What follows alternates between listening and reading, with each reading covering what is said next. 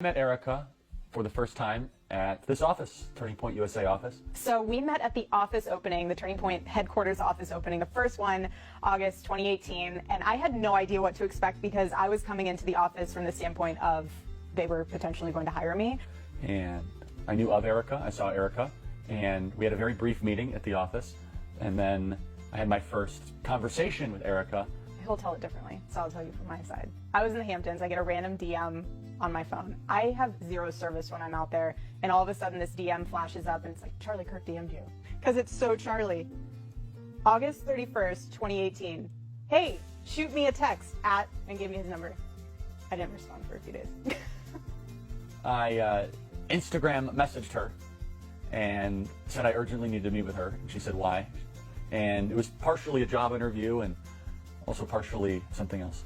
So when I eventually messaged him back via text, I was like, hey, nice to officially meet you again. What did you want to talk about? Because it was so just random. And he was like, hey, I'm coming into town into New York City. Let's meet at Bill's Burgers. Mind you, I've lived in Manhattan now for about 5 years. I've never eaten at Bill's Burgers before. So that I guess was a sign like, let's take an adventure tonight for dinner and go find Bill's Burgers and meet your future husband that you have no idea is about to be your future husband. And so then we had a great time, and it was about 15 minutes in, I quickly pivoted away from wanting to hire her to wanting to date her, and now we know how that worked quite well. He got there first, only because he was coming back from Fox, and he kind of beat me there, and I got out of my taxi, and we get our table, we sit down, and he orders. The thing that I love though is he was so sweet to the waitress, so that was something that I immediately noticed, that he was like really kind to them, and we ordered our food, and then that's when the grilling started happening. Like, that's when the interview process started happening. So I'm like, okay, this is a legit interview. Like, let's go. I'm glad I had my coffee. Like, I'm ready to debate you about Aristotle and Socrates, and you want to talk about theology? Let's do it. Well, I've never met anyone quite like her. I remember I called Tyler and I said he's gonna have to find talent somewhere else. And whatever opening he thought she would fill, that was not gonna work. And Tyler was trying to coach me down because he said that she was way out of my league. And he's still right, by the way. So after we got through literally half of the Constitution, going through why I'm living in New York and how I shouldn't be living in New York, and what my 5-year plan is, what success looks like to me, what I studied in college, why, it's like every topic you could imagine that is close to Charlie Kirk's heart is what we discussed and went through. When it was like 3.5 hours, and they were starting to close up, and he was finished with his burger, just sat there, and I'm like looking around like, okay, did I get the job? Like, what's going on? I don't need the job, but did I get it? What's going on? And he goes, you know, I'm not gonna hire you. It's like, okay, well, thank goodness I didn't need the job because I'm already doing stuff here in Manhattan. He goes, I'm gonna date you. And I kind of just stood, I froze. I mean, wouldn't you? I literally froze. I was just like, okay, was not expecting this at all. And I was like, do you want to how about we just be friends first? Like, see where it goes? And I told her I had enough friends and that I didn't want to be friends with her, so that was kind of a non-starter. But if she wanted to date, that would be great. I had enough friends. And I think she still finds that to be very funny, but I meant it. And without hesitation, and like zero hesitation, he goes, I have enough friends in my life. So either we're gonna date or we're not. Do I have any time to think about it? Yeah, you have until tomorrow night when I take you out for dinner, and then you can give me your answer at dinner tomorrow night. But know that the offer's on the table, and I want to date you. Okay. So then afterwards, it was like, thank you for this meeting. I need to go walk home now so I can process what happened. And I literally remember walking home from like 54th and 5th all the way to 30th and Madison to just kind of process what just happened. And I remember calling my mom, and I was like, hey. She's like, hey, how are you? What's going on? How did it go? And I was like, well, I didn't get the job. She's like, oh, that's okay. I was like, but I got a boyfriend. And she's like, oh, that's nice. The first date ended, if I remember correctly, just telling her I need to see her again very soon, I believe Saturday. And then I guess our second date was a basketball date. And then that was a very fun night, a long night. And then I said, hey, do you want to go to Hawaii tomorrow? And because I was going anyway. And she said, sure.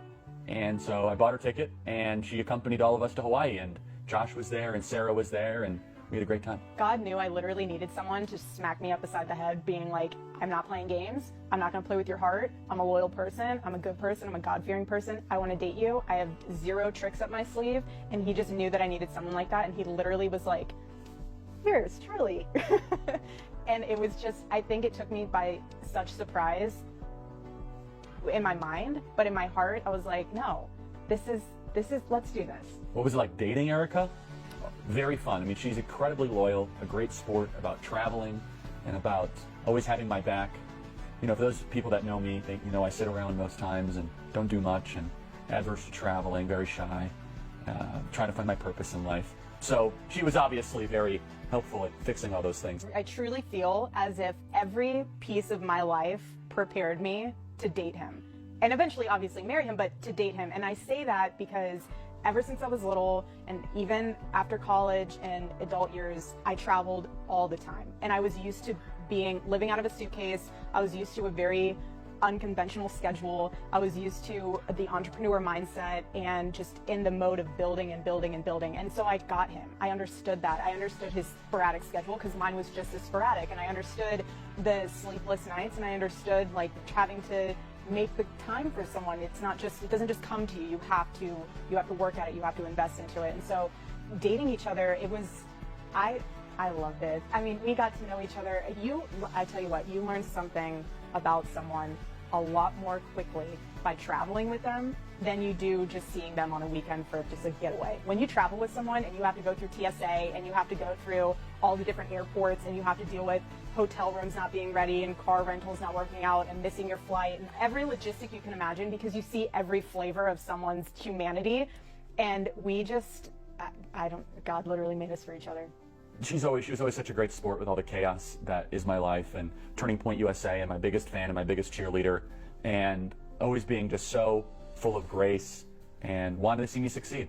So in November, I was scheduling my photo shoot for Proclaim Streetwear because we were relaunching, and Charlie he's so smart, but he was even smarter that day because he worked a deal with the photographer that apparently that was the day. I had no idea. All I knew is that in the morning I get a message saying, hey, while you're doing your shoot for Proclaim, I would love to do like Christmas photos. Never take photos together, let alone Christmas photos. I was like, okay. And finally I was like, oh, let's do pictures together. She's like, you never want to do pictures together. I said, well, today I do. And I'm positioned in a way where like my hand is on his chest, kind of like prom picture, but not aggressive like a prom picture. So we're seeing, I'm like, babe, your heart is racing. And so I think that cued the photographer to be like, okay, let's speed this up. I stood over there, he was standing there. No idea that when I turned around that he was already on one knee. I turned back around, I see him there, I froze, I just lost it. He was crying, I was crying. It was by far the most beautiful, emotion-filled moment that I had ever experienced.